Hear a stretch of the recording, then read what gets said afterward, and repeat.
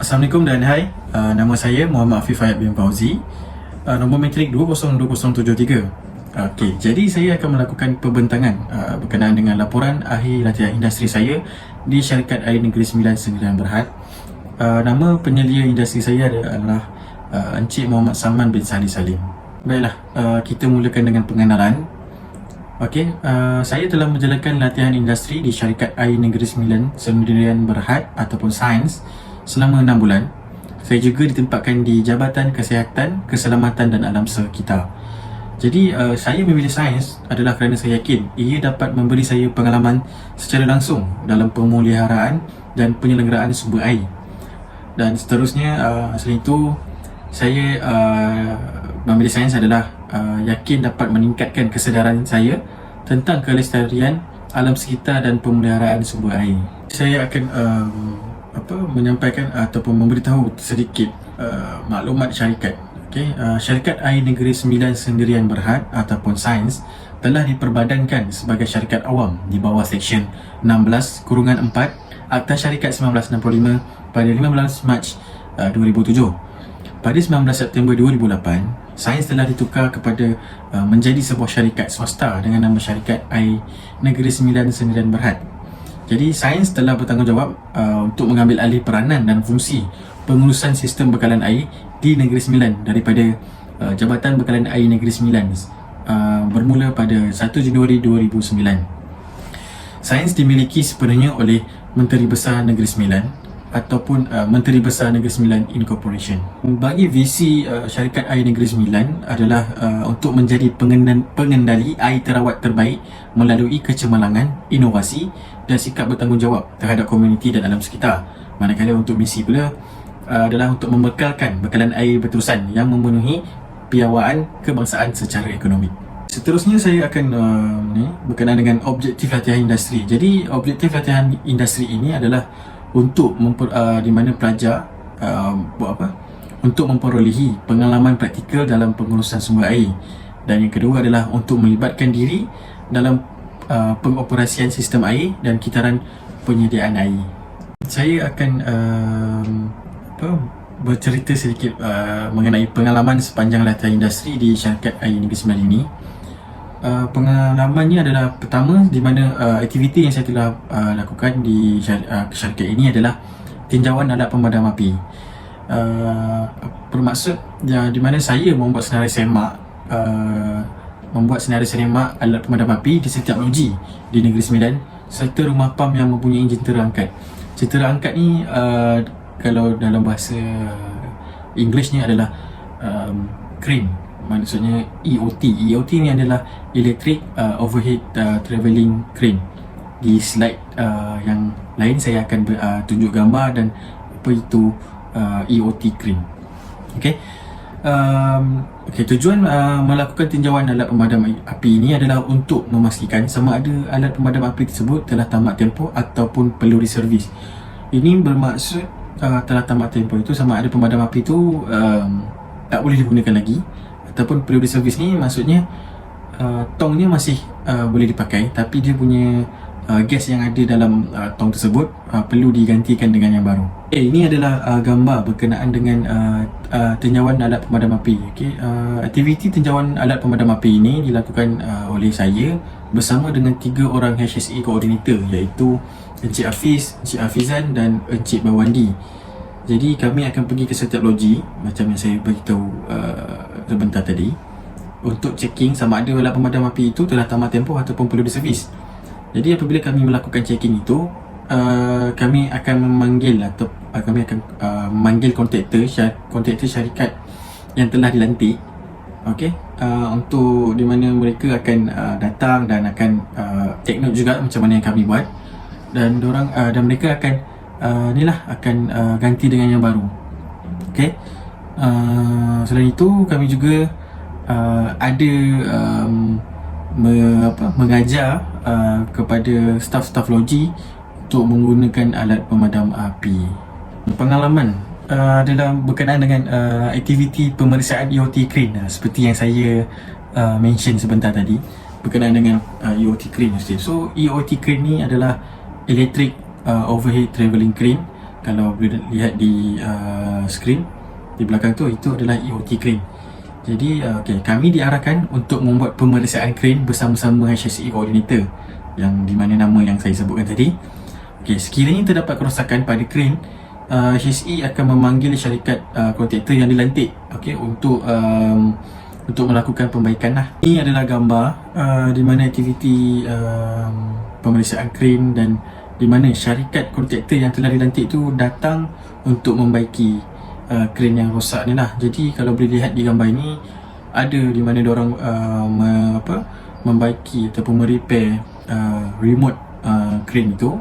Ada juga yang perlu panjat di atas crane itu untuk tengok sama ada dia punya carbon brush perlu ditukar, ataupun dia punya motor rosak dan sebagainya lah. Ini kerja-kerja ini dilakukan oleh company, tak silap saya adalah Hand Mission daripada KL, Kuala Lumpur. Selain itu, saya juga melakukan kerja-kerja di pejabat. Jadi ini bermaksud pelajar diarahkan untuk membuat dokumentasi. Contohnya slide pembentangan, memo, surat masuk keluar ataupun banner. Ataupun saya ada juga attend meeting-meeting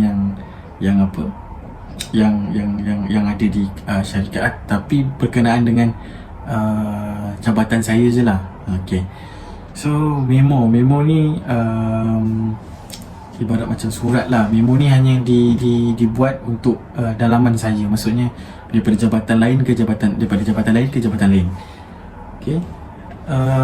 Seterusnya adalah surat masuk keluar. Ini untuk untuk luar daripada company. Banner. Banner kalau boleh lihat di skrin di tengah-tengah ini, berkenaan banner mengenai Minggu Keselamatan Kesihatan Pekerjaan, OSHWIC, yang telah dijalankan pada bulan Julai di Loji Rawatan Air Sungai Terip. So kalau boleh lihat, design ni saya yang buat lah. Ini semua diarahkan oleh supervisor ataupun ketua jabatan. Aktiviti yang seterusnya adalah berkenaan dengan pemantauan pembersihan tangki. Memeriksa sekiranya ada tangki yang perlu dicuci di loji dan memantau aktiviti pembersihan tangki. Kerja-kerja pembersihan tersebut dilaksanakan oleh kontraktor yang dilantik. Kalau boleh lihat di skrin, terdapat 4 keping gambar di mana inilah aktiviti pencucian tangki yang dilakukan pada bulan Julai juga. Ini dilakukan oleh syarikat kontraktor lah yang telah dilantik oleh syarikat Sains. Dah lama dah company syarikat kontraktor ni bekerjasama lah dengan Sains untuk melakukan pembersihan. Jadi sebelum pembersihan akan ada safety briefing lah, di mana diketuai oleh akan di-briefing, safety briefing tu akan di-briefing oleh Encik Muhammad Salman, iaitu supervisor saya. Sebelum kerja-kerja pencucian itu dilakukan, di mana beliau akan memberitahu apa yang patut buat dan apa yang tak patut buat apabila melakukan kerja-kerja pembersihan ini. Sebagai contoh yang boleh saya cakapkan, sewaktu melakukan pembersihan ni kena tengoklah antara satu sama lain. Sama ada pekerja cukup tak cukup, dan tak boleh nak buat benda-benda yang bukan-bukan, maksudnya tak boleh nak isap rokok dalam tangki tersebut lah. So lepas je daripada pembersihan tu, jadi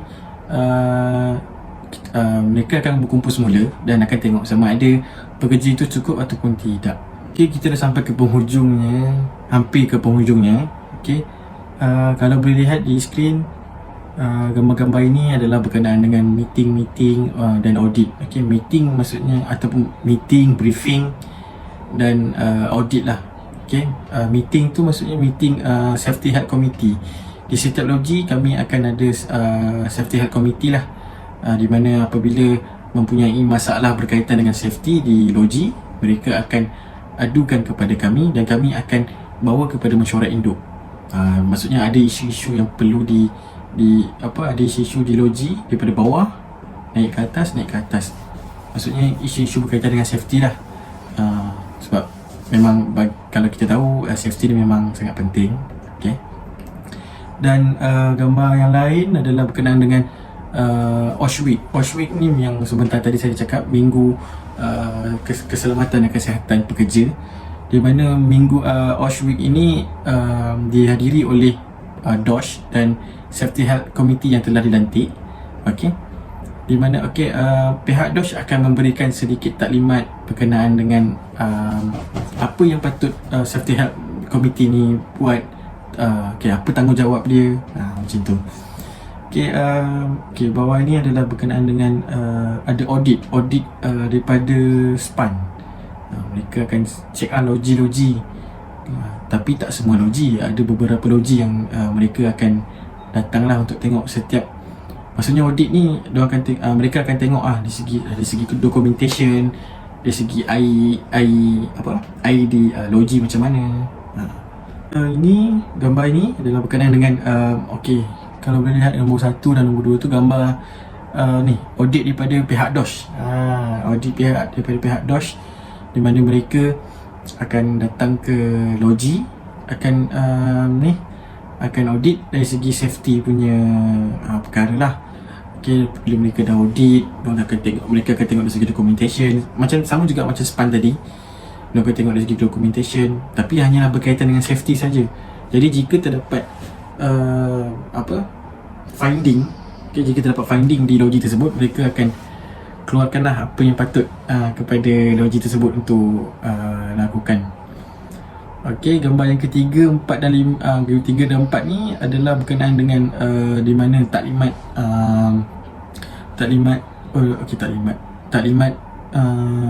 safety briefing daripada Encik Hafiz. Yang dia telah di-briefing oleh Encik Hafiz berkenaan kepada kontraktor. Kontraktor ni datang adalah untuk melakukan pembersihan lah di tempat ini. Jadi memang kalau berkaitan dengan safety ni, memang kalau apa-apa kerja, memang kita akan kami akan beri briefing dulu sebelum melakukan kerja-kerja. Dan gambar yang terakhir ni adalah berkenaan dengan kami audit ke supplier hydrated line di Banting, bersama-sama dengan pengurusan kualiti, jabatan daripada kontrak punya jabatan dan sebagainya. Kita dah sampai pun ke penghujungnya, iaitu kesimpulan. Jadi apa yang saya dapat simpulkan ialah latihan industri di syarikat Air Negeri Sembilan bagi saya adalah ianya pengalaman yang sangat bermanfaat dan menyeronokkan. Saya memperoleh pengetahuan dan pengalaman yang sangat berharga lah di sini. Maksudnya saya mengambil, pengalaman yang berharga, pengetahuan yang berharga ni, maksudnya saya ni belajar berkenaan dengan pengurusan alam sekitar. Tapi apabila melakukan latihan industri di syarikat Air Negeri Sembilan ini, saya diletakkan di bawah jabatan Safety, Health and Environment. So bila jadi di jabatan ni, dia lebih kepada safety dan kesihatan tu lah yang lebih. Jadi environment ni agak kurang. Jadi saya ni tak didedahkan sangat lah dengan environment, tapi saya didedahkan dengan safety punya kerja lah. So itulah maksud saya dapat memperoleh pengetahuan dan pengalaman yang berharga. Ada benda yang saya tak tahu, maksudnya apa yang patut kita buat before kita buat kerja, dan macam-macam lagi lah. Jadi cadangan saya untuk penambahbaikan untuk masa depan dan kesesuaian syarikat ini untuk latihan industri yang akan datang ialah syarikat dapat bekerjasama dengan institusi pendidikan untuk menarik lebih ramai pelajar untuk melakukan latihan industri pada masa akan datang. Maksudnya